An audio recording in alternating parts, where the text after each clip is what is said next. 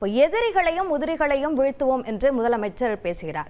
யாரை குறிப்பிடுகிறார்னு நாம புரிஞ்சுக்க வேண்டியிருக்கு. இது ஒவ்வொருத்தரும் ஒவ்வொரு மாதிரி புரிஞ்சுக்குவாங்க. நான் புரிஞ்சுக்கிறது எதிரிகள்ங்கிறது இந்த என்டிஏ கூட்டணி, உதிரிகள்ங்கிறது புதுசா வந்திருக்கிற திரைப்பட நடிகருடைய கட்சி அப்படின்னு சொல்லி நான் புரிஞ்சுக்கிறேன்.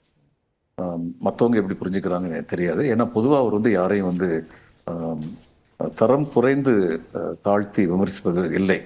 ஆனால் அவங்க பேசுறதெல்லாம் இன்னைக்கு அவங்களுடைய பொசிஷன் என்னன்னு அவர் மனசுல என்ன இருக்கோ அதை அவர் சொல்றாரு. உதிரிகளாகத்தான் காட்சியளிக்கிறார்கள் அப்படிங்கிறனால அவங்க சொல்றாரு அப்படின்னு சொல்லி நினைக்கிறேன்.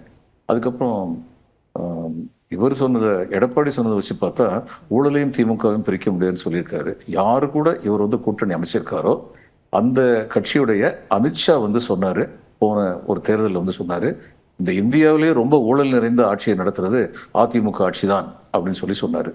அவங்க ஏன் ரெண்டு பேரும் சேர்ந்து ஒன்னா சேர்ந்திருக்காங்க அப்படிங்கிறத பற்றி திரு எடப்பாடி அவர்கள் தான் பதில் சொல்ல வேண்டும். இது தேர்தல் ஆரம்பித்த சமயம், இப்பதான் ஆரம்பிச்சிருக்க பிரச்சாரம். இன்னும் அதிகமாக இது போன்ற சொற்களை நாம் கேட்போம். அதற்கு நம்முடைய ரியாக்ஷனை கொடுக்க வேண்டிய சூழலையும் நமக்கு வரும். அதனால சுருக்கமா சொல்றதுன்னா எதிரி உதிரின்னு அவர் என்ன நினைக்கிறாரு அப்படின்னு நான் நினைக்கிறத உங்கள்கிட்ட சொல்லிட்டேன்.